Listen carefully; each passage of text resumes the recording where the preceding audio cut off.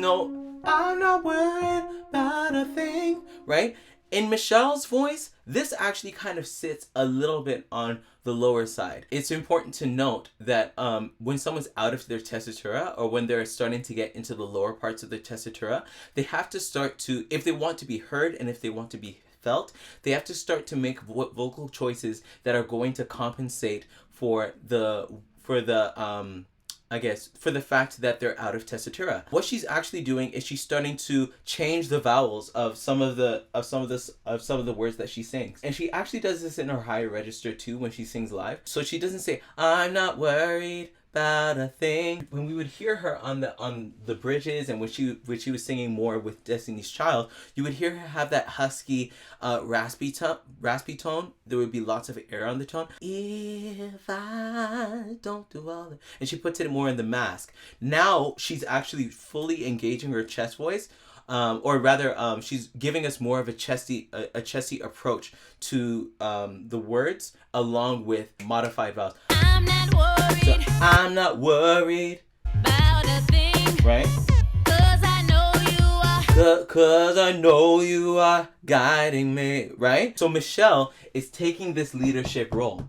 Right? She's taking that horse, and she's taking that melody, and she's directing where that, I don't know what this is, but she's directing the horse into where it should go. She's cracking that whip. She's like, this melody is mine, and we're taking it. If we were to actually compare that to the way that she executes the chorus, Michelle actually starts to lighten up when she gets into, when Jesus say yes, nobody can say no. She doesn't adjust the vowels and give as much push with her sound, because the tessitura of that melody lives a little bit more in a place where her voice naturally blossoms. Her voice is naturally has more volume. She was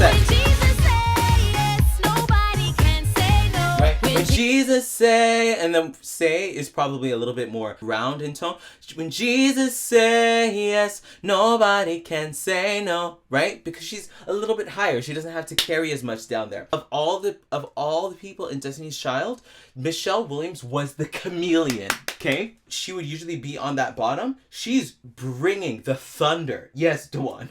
The thunder in terms of her tone to thicken it up, to so that she would be able to match Beyonce, who's usually carrying the melody, and also to match Kelly, who's on the top and would naturally have more volume because she's a little bit higher.